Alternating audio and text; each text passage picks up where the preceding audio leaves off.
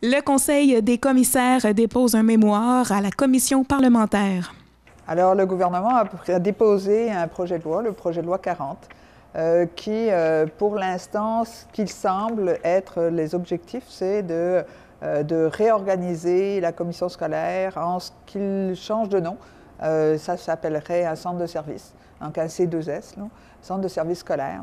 En fait, pour moi, c'est un changement de nom parce que c'est ce que c'est une commission scolaire. C'est un centre de service qui regroupe les besoins d'une organisation, d'un réseau d'établissements, comme je vous ai dit, primaire, secondaire, etc.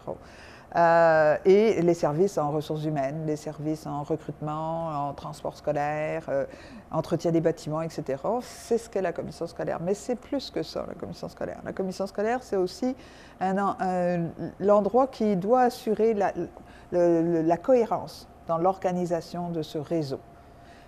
Et l'exemple que j'ai donné hier au ministre, quand je suis passée en commission parlementaire, c'est de dire, nous autres, un enfant nous est confié à partir de l'âge de 4 ou 5 ans, suivant où il commence, son parcours, mais justement, on doit lui assurer un parcours qui va l'amener à la réussite de ses objectifs, de ses besoins. Et donc, ce n'est pas tout à l'école primaire que tout se passe, ce n'est pas tout à l'école secondaire que tout se passe. Ça peut être un bout de temps dans une école et s'il a des besoins particuliers dans une autre école, c'est un réseau. Et ce réseau-là, il faut que la commission scolaire assure la cohérence des actions de l'un à l'autre pour ne pas qu'il y ait un programme qui se donne dans une école et que 3 ans plus tard, dans l'école qui suit, ça ne se donne plus. Non, non, il faut qu'il y ait une continuité. Donc, il y a de l'autonomie, mais une autonomie qui est dans le sens du bien collectif. C'est la question qu'on a posée au ministre, que j'ai posée hier au ministre, parce que ce n'est pas clair. Tout n'est pas clair. Quand on joue dans une loi, on joue des articles de loi, mais il y a plus de 300 changements dans les articles, hein, et il faut faire des liens avec des articles déjà existants. Donc, pour comprendre vraiment, on a demandé un temps d'arrêt. Avant de donner une opinion vraiment déterminée, on ne veut pas ça ou on veut ça, eh bien, on voudrait la comprendre et on voudrait aussi en parler avec nos partenaires. Parce que, on l'a vu quand on a fait le PEVR, la commission scolaire, le plan d'engagement vers la réussite, nous avons eu 16 000 de participants, 16 000 personnes qui ont participé à ça. Et à un moment donné, on en a eu plus de 500 la même journée à la même place, à exprimer des opinions différentes. Mais tout le monde s'est nourri des opinions des autres pour arriver à une décision. Et c'est ça qu'on attend du ministre, qu'il fasse cette étape-là. Lui, ce qu'il nous dit, j'ai consulté. Oui, mais il a consulté un par un. Nous autres, on ne sait pas ce que les autres ont dit. On ne sait pas sur quoi ils se sont basés pour dire ce qu'ils ont dit. Et les autres n'ont pas entendu ce qu'on a à dire non plus. Fait que c'est difficile Moi, je pense que ce n'est pas une bonne façon de faire. Alors, une des choses qui a été, qui est le plus médiatisée actuellement, bien entendu, c'est la démocratie scolaire. Okay?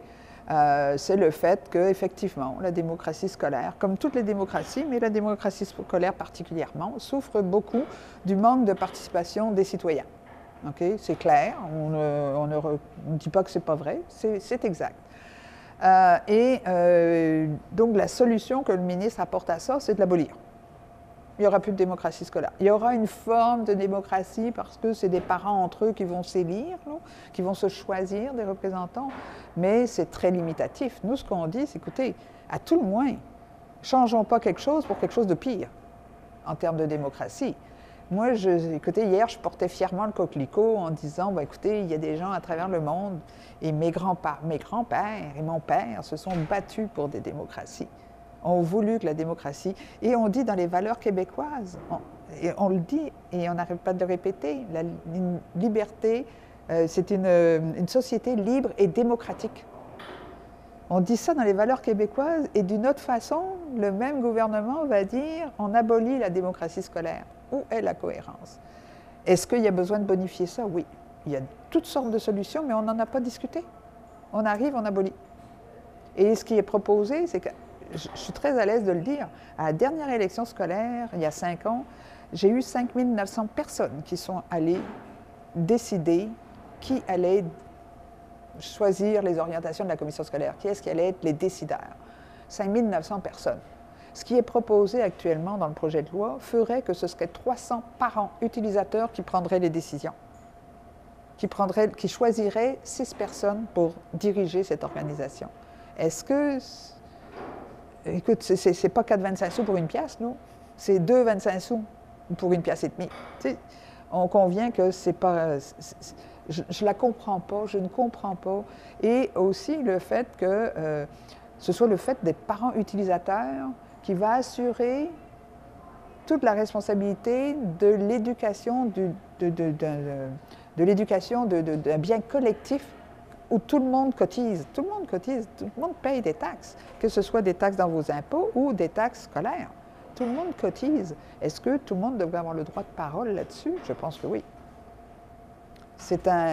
L'éducation, c'est un objectif, c'est essentiel. C'est dans tous les pays au monde, il n'y a pas un seul pays qui ne reconnaît pas que l'éducation est un bien collectif et que c'est l'assurance de l'amélioration du développement d'un pays. Puis, qu'est-ce qu'on pense là?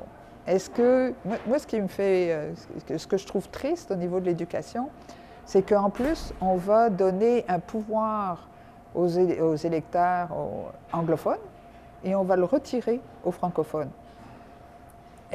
Pourquoi c'est différent?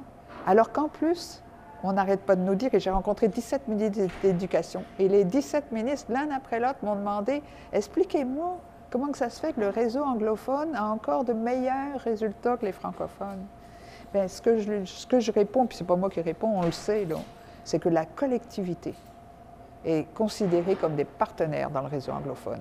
L'école de la communauté. Et ça fait la grande différence. Donc, pourquoi eux continuent dans un système qui fonctionne bien et nous, on va nous retirer la possibilité de continuer là-dedans? Je ne saisis pas. Je ne saisis pas. Fait que j'ai été poser ces questions-là au ministre hier et aux membres de l'Assemblée nationale.